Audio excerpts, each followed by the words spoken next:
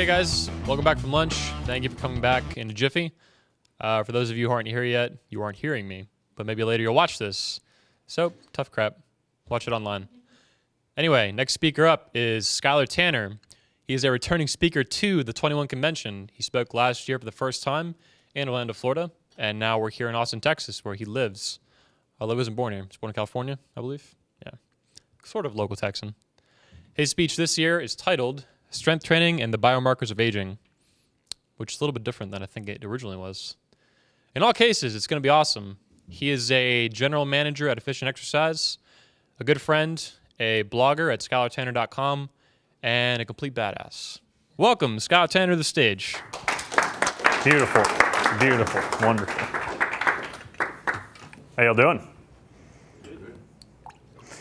Can I get a hell yeah? No, don't actually do that. No, don't. Ah, yeah. All right. Strength training and the biomarkers of aging. Biomarkers of aging are things that are sometimes chemical, sometimes neural. They tell you how old you are, and without having a chronological age tied to it. I'm going to tell you how you can use that in your life going forward. Hopefully make you think about getting older and the changes that go on and how you can cut that off at the pass. I only have one piece of pickup advice here. I'm married. Being a pickup artist means I clean well, stylishly around the house. But it's right here. Hey, pretty, want a date? Yes, smile. No, backflip. Pretty good in theory. You might run into a problem if she's a gymnast, but I have a solution. Hit on cheerleaders. 1 in 4 shot. She's not going to make it. Not going to make it, and you're good. You're good. You're great. So it's the Efficient Exercise afternoon, and starting off on the far end of the phenotypic spectrum here is me. Keith is over here as the Farnese Hercules.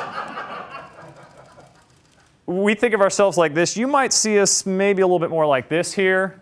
Sheldon from the Big Bang Theory. Duke Nukem. Shake it, baby. But we hope we entertain and inform you. So why you should strength train is, y'all are young, filled with testosterone, like lifting heavy things. I shouldn't have to convince you too hard about why you should strength train. But I'll also tell you how it affects your bodies more than the plasticity of your muscle tissue. And then I'm going to teach you how to leverage diet to create biological immortality.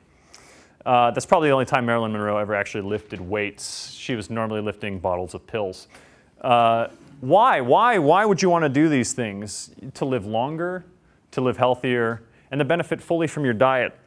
Strength training is the great leveraging agent.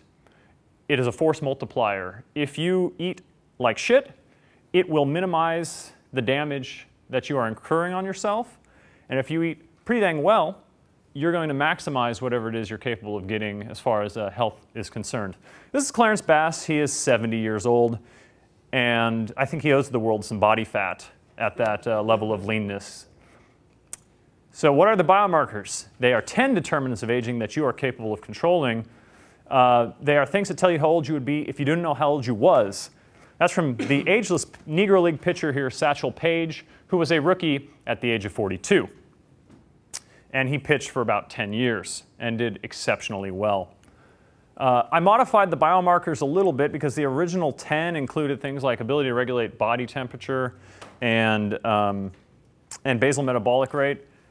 Pro tip, spoiler alert, strength training affects all those in a positive way.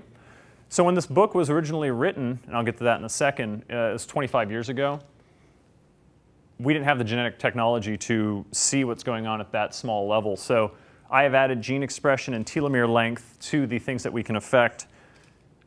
And of course, the big bonus is immortality through diet that I'll get to at the end of this talk, and I hope that's interesting to you all. You should care because this is your birthright. And what I mean by that is that what is common is not normal. I'm also trying to figure out here if this is normal. You think you'd catch a little bit of his junk there, but alas.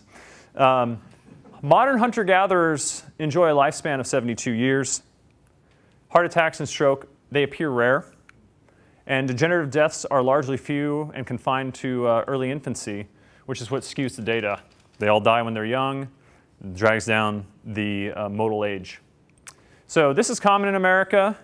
Old men, small animals, busted legs. But what is normal is more of what we got here. Olga is 92 now. She is a track champion, which, you know, at the age of 90, normally showing up means you win a medal. But her records are better than 10 to 12 years younger than she. And you got to understand, it's not like our age, the difference between someone being 30 and someone being 20. It's almost a, it's vastly different in those 10 years compared to our 10 years. Ellsworth on the right here basically pioneered every open heart surgery technique that would be used on you today, should you be so unfortunate to end up under the knife. And he was practicing until the age of 96. That's when he just let his license expire. He was normally the third surgeon at that point. So he could do everything, but it would scare the crap out of you if Grandpa Plus showed up at the table and said, "Error, I'm going to cut on you." So what I want you to think about here, because you're young, you're sprightly, you're cocksure, piss vinegar, I want you to try and imagine the future you. You can do this a couple ways. You could enter your face into a computer program that ages you. That's actually pretty cool. You know, you'd be the only person voluntarily doing that, because most of the time you get it in those flyers in the mail that are sort of like, this child was abducted at 3, here's what she would look like at 30. And you wonder why they're still looking. Or the other thing is you can look at your parents.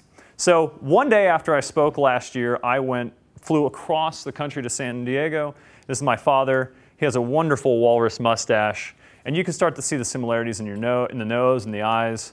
He just turned 60 a couple weeks ago. It was a lot of fun. But you can see that, you know, when you're young, you're sort of like, I'm not going to be like my parents, or I don't resemble them. And then you get older and you start going, holy crap, I talk like them. I only tell stories like him. I answer the phone like, hello, like he does. And it's ontological. It's arisen. It's just the way it is. Why would I want you to imagine the future you? Because if you interact with an older version of yourself, you have an increased tendency to save money. If you don't do that, you literally think you're a different person. It's this strange, bizarre personal socialism kind of thing. Someone else is going to take care of me when I'm 60.